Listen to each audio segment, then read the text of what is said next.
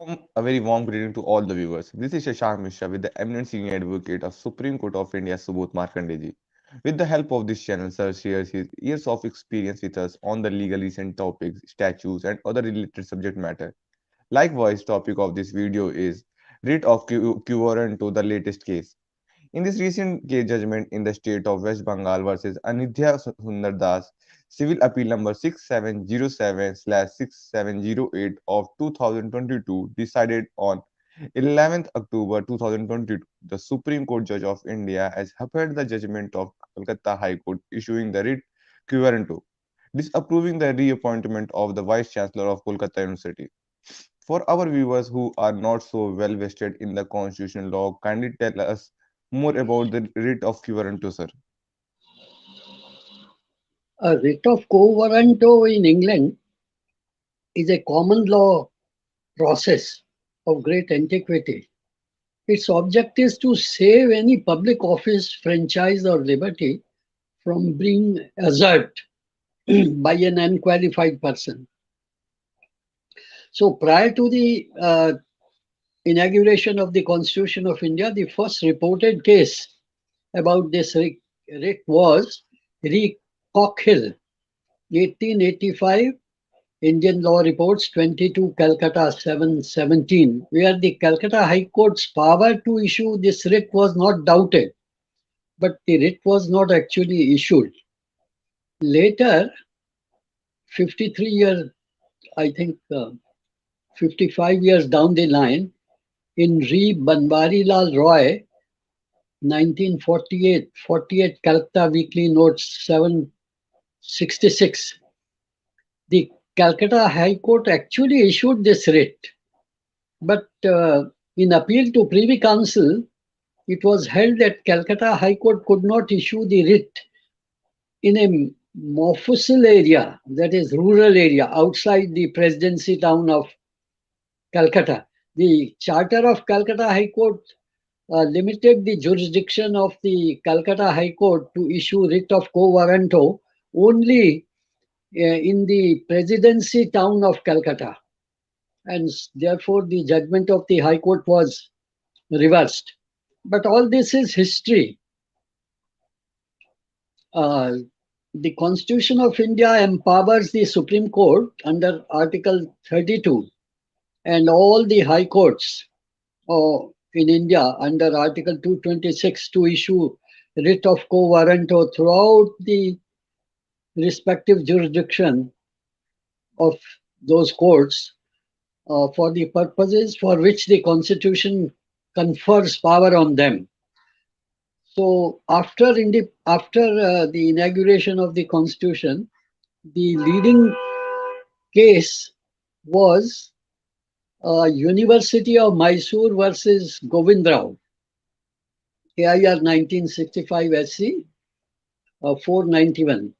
There, Justice P.B. Gajendra Gadkar, as he then was, has held that quo warranto proceedings affords a judicial inquiry in which the person holding an independent substantive public office can be questioned to show by what right he holds that office.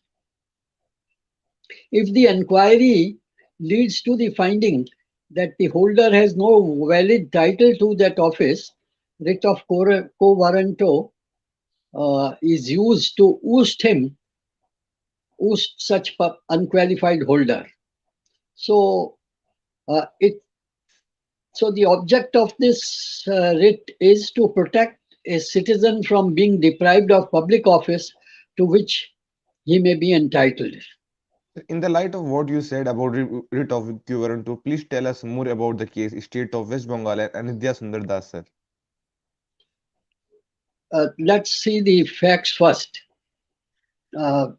Sonali Chakrabarti Banerjee, the appellant in Civil Appeal number 6708 of 2022, who was also the respondent in the connected Civil Appeal 6707 of 2022, was appointed by the Chancellor, kindly note, Chancellor of Calcutta University as the Vice Chancellor of that university by a notification dated 28th August 2017 for 4 years.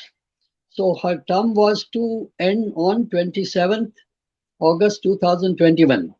The state government sent a proposal for her reappointment to the Chancellor for a further period of 4 years under Section 8(2) of the Calcutta University Act, which was turned down by the Chancellor.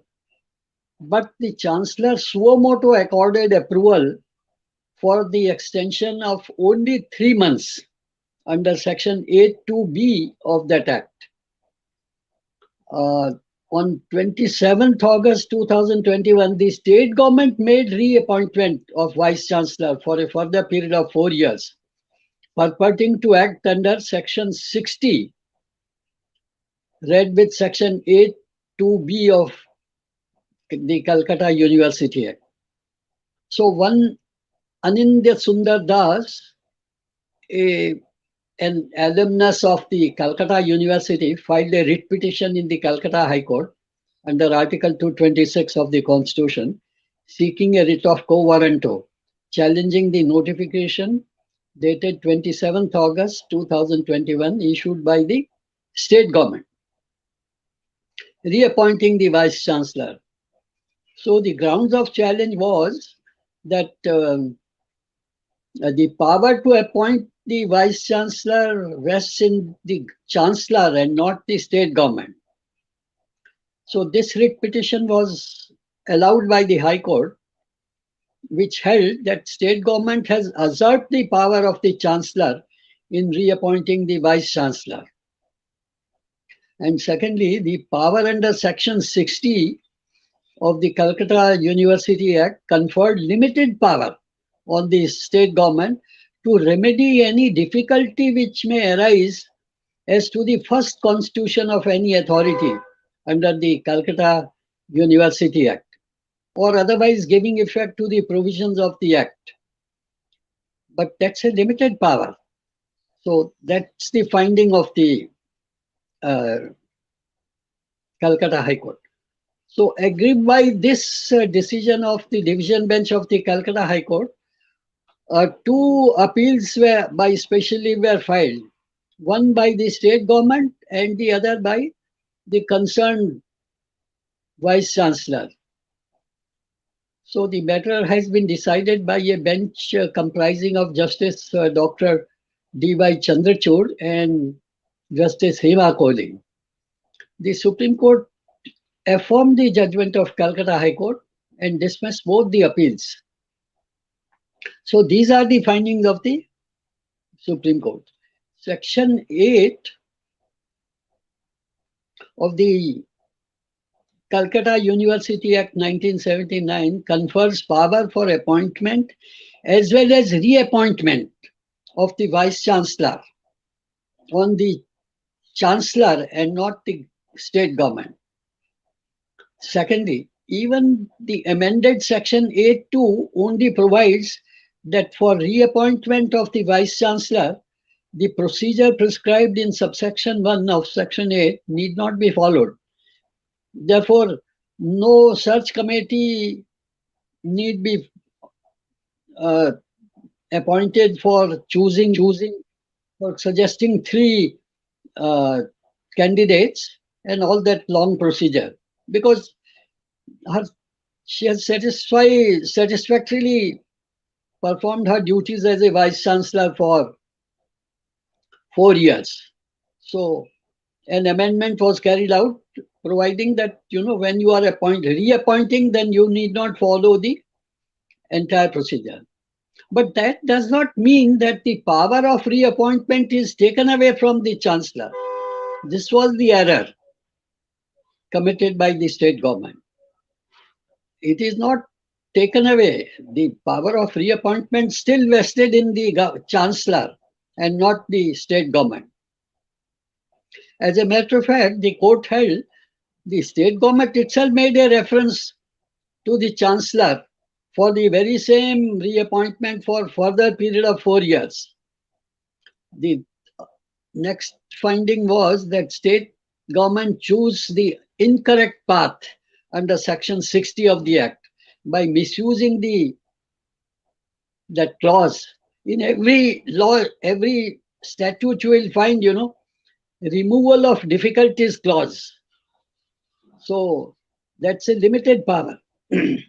This clause, that is clause of removal of difficulties clause, cannot be misused to usurp the power of the chancellor to make the appointment. This clause cannot be misused to remove all obstacles in its path.